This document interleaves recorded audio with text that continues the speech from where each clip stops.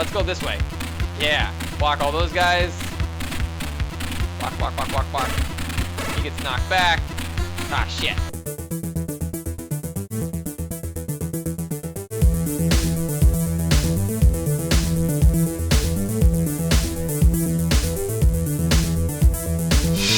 And we're back!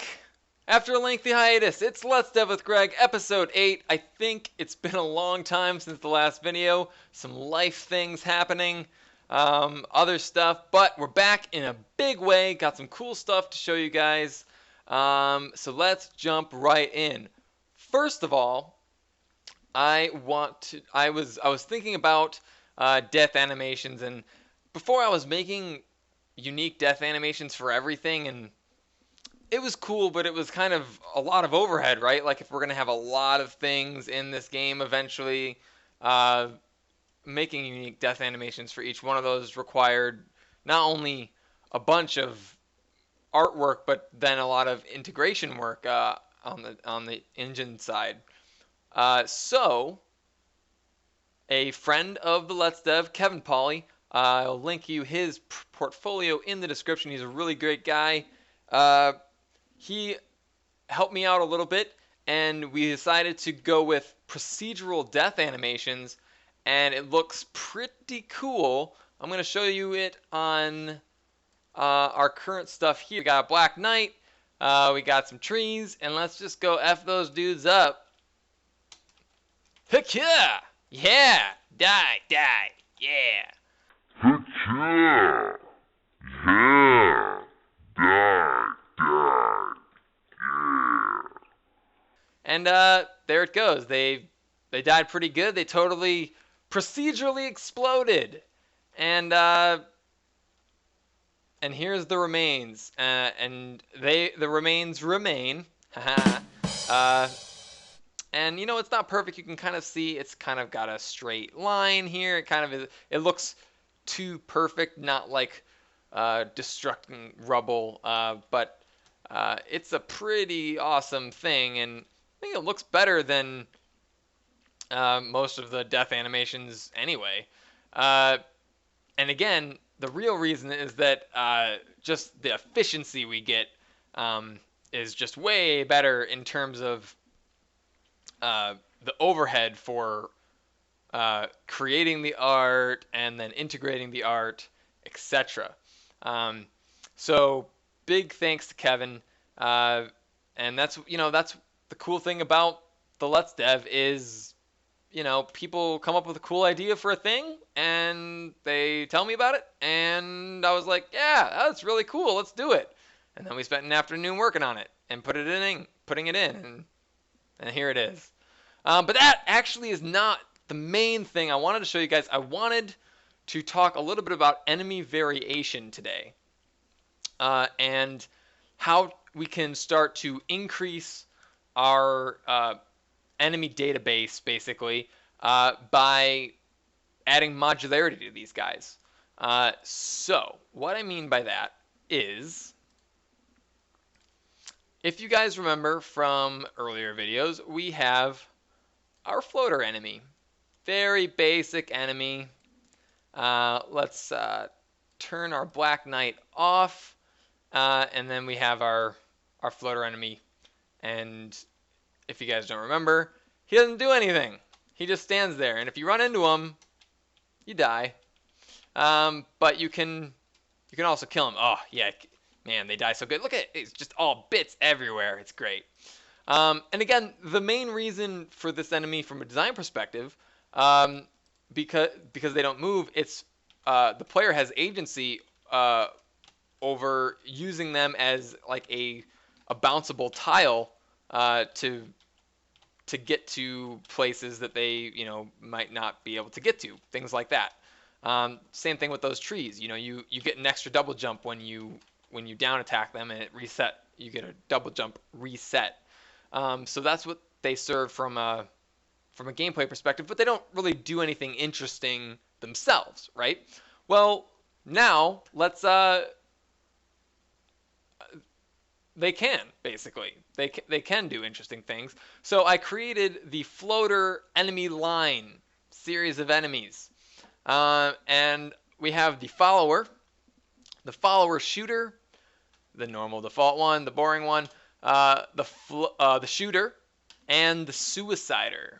So I'm just going to take you through each one of them and then explain a bit about them, and then we'll throw together just a quick little level to show you how they interact with each other. Let's start with the floater follower. Turn off our normal guy so we just have the follower. So I'll just show you how it works first. Chasing after you. If you get out of his range, he'll stop chasing. If you get back in it, he'll chase you.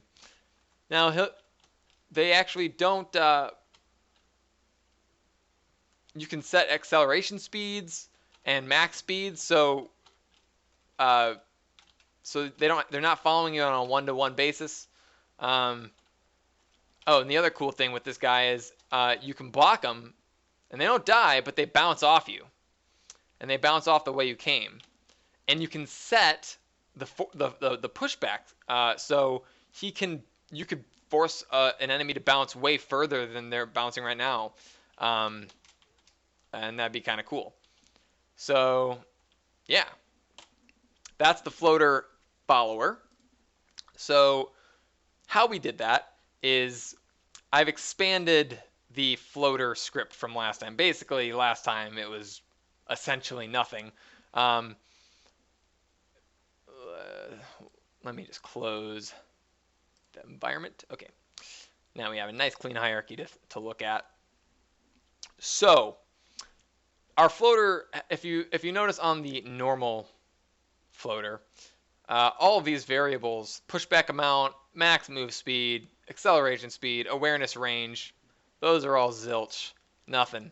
But on our follower, those numbers are set. So our pushback amount, speed, acceleration, range, that's how he moves. And let's just jump quickly into the code. This won't be a code-heavy episode. Just want to show you a little bit how it works. Basically, we are using a similar concept that we used much earlier in the series of Physics 2D overlap circle, which is how we determine if our character is grounded or not. In this case, we are determining if our floater is in range of a target. So we have a Boolean called in range, and we declare that up here. The in range variable, a Boolean, is being set to either true or false based on whether we're going to draw a circle at the position of our transform, which is whatever this floater script is attached to, in our case, our floater. The awareness range, which again we set, is a public variable. So that's how big we're looking for targets, and then what our targets are. If the player or our targets are within the range of the circle that's drawn at this position, then this in range is set to true. And if that's true, we do this stuff, which is basically the movement of it using acceleration, and then we increase our speed based on our acceleration until we hit the max speed, in which case we just move at the max speed. So that's pretty much it. I didn't want to get too much into it, but that's just, again, we're reusing a concept of the overlap circle, and then the rest is just pretty rudimentary movement. But we can start combining those with these different design levers to create some cool AI behavior. Let's look at another enemy. Not in the scripts folder. We need the prefabs enemy prefab folder. Yes. Let's look at the shooter, floater shooter. Let's put him here. We'll put him in the enemy folder and turn our floater enemy, our follower enemy off. Okay. So again, unique art on this guy because we want these to feel like their own thing, while still maintaining the theme of the floaters. They've got wings and they've got little eyes or mouths in this case. So let's just show you what the shooter does. Okay. When you're in range, ow, he'll fire at you. He'll fire at your player location. Bang, bang. And you can block these bullets. You can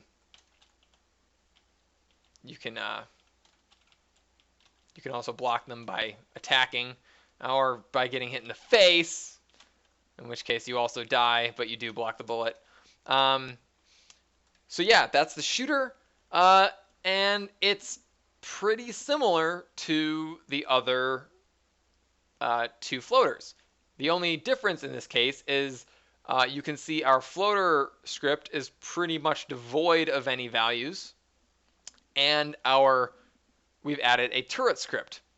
Now, if you remember, we already have turrets. I just expanded the turret script to include now our turret type. Instead of horizontal and vertical, we can also target the player. And then basically we're just doing a very similar thing. We're getting the player, like we're looking to see if it's in range, where we have our little circle here, which actually in our turret script is different than we just did it in the follower script for a couple reasons. But so we define our range here, so we can make that bigger or smaller if we wanted to, but we don't right now. And so if our player is in range of this, then they'll start basically using the turret, shooting a bullet at the player. Pew pew pew pew. It'll start pewing at them. Let's see. And that's it. That's all. So it's got the same has the same variables as the other turret script, except now it shoots stuff at the player. It's great. Let's move on to the suicide. No, you know what? It naturally follows that we're going to do the follower shooter. Guess what it does? Both things. It does both things. So, the follower shooter.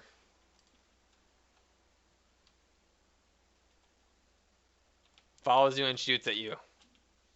It's much slower, if you notice, and shoots much faster than its follower and shooter counterparts.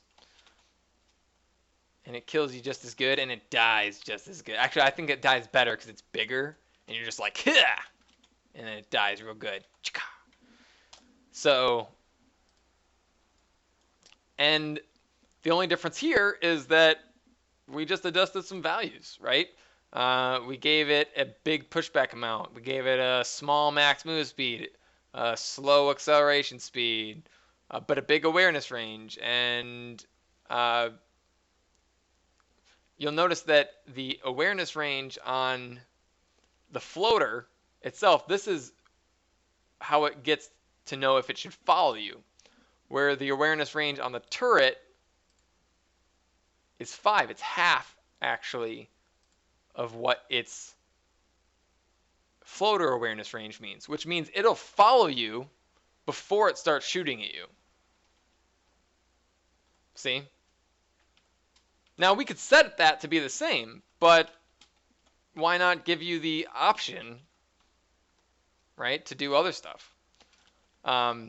That's kind of the cool thing about public variables, and the whole point of this whole episode is that you can make different types of enemies with very simple modifications to scripts if you make them right, so that you can make different prefabs, make modular enemies, and then you get all these different enemy types of behavior, combine them together, and it's a great time.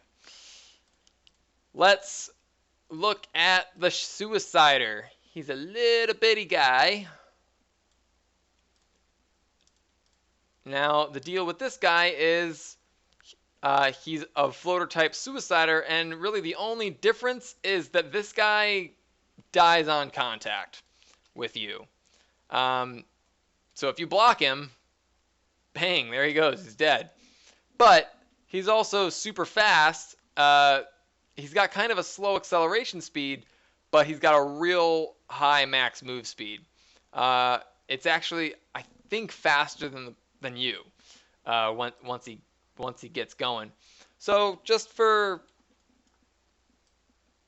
shits, let's add a bunch of them. Um,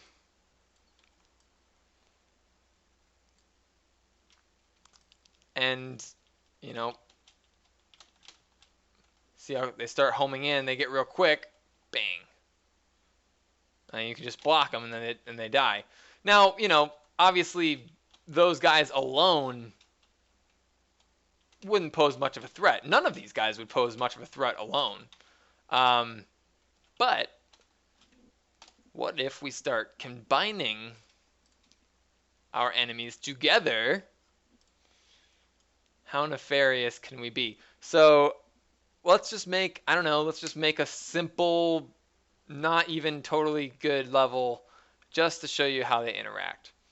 We'll put a row of, let's put a row of shooters. So let's throw these guys there. That's pretty mean because you can't hit them from above because of this there. Um, we'll throw some follow. Well, let's see. I don't know. There's no like objective to this level, so it's I guess kill everyone. Um, and then we'll make a couple of those guys. We'll throw a couple Black Knights on the scene.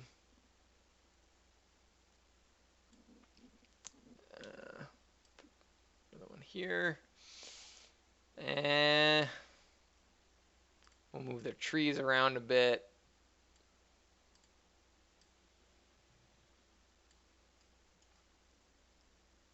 And we'll get a lot more of the Suiciders just to make it real crazy. We're getting crazy in the Let's Dev. I'm also kind of tired. That's okay. Here we go. And we'll put the music on for effect.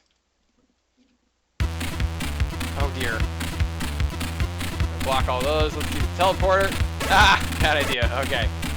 Oh god. Alright, let's go this way. Yeah. Block all those guys. Block, block, block, block, block. He gets knocked back. Ah, shit. Okay. Yeah, okay. Down attack. Get rid of those guys. Ah, good job, tree. This is really hard. Okay.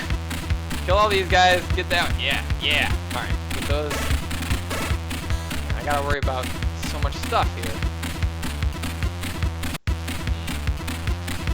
Okay, get rid of the Suiciders first, then we'll take our time. That guy.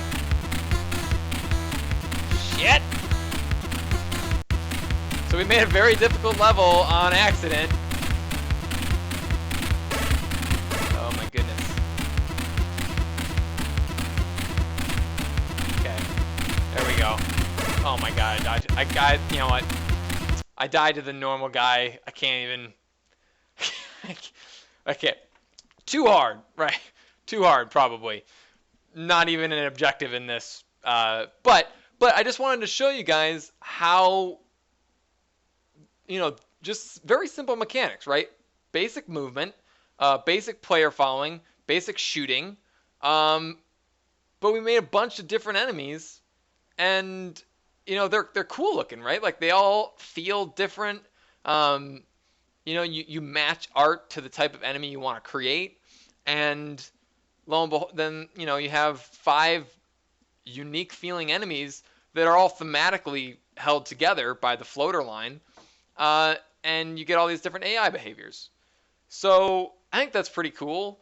And imagine you could do that with other enemies and add in different AI behavior. It doesn't have to be moving and shooting. Like it could be I don't know, blocking, teleport, stuff like that. You start creating modular things that you can throw on these enemies, and then the sky's the limit. You can do you can do all the different types of stuff. All right, so last thing for today that I want to show, let's just look at some of the art um, for these enemies in the art folder. Enemies, floaters, and just to harp a second on naming conventions, just make sure you're keeping good naming conventions. So very easy to find, right? Art, enemies, floaters, floater underscore something underscore something underscore number, right? So we have, type of enemy, floater, underscore what type of floater, follower, underscore what type of animation, attack, underscore what number, 0. Just keep that up. It's great. Everything moves smooth. I can't tell you how many times I've seen, stuff that naming conventions don't make sense or just are all over the place. You might think it's funny at the time to name something Dingus Beans 4069, and it will be funny at the time, but it'll be worse later. So yeah, keep good naming conventions. Let's just look at the shooter for a minute. Just to Here he is, just to see it, because pixel art's fun, and why not look at pixel art, right? So our idol is, nice, quaint. We got our little wings here, and it's kind of flapping up and down, and all of the guys have, similar wing styles, and they do similar idols.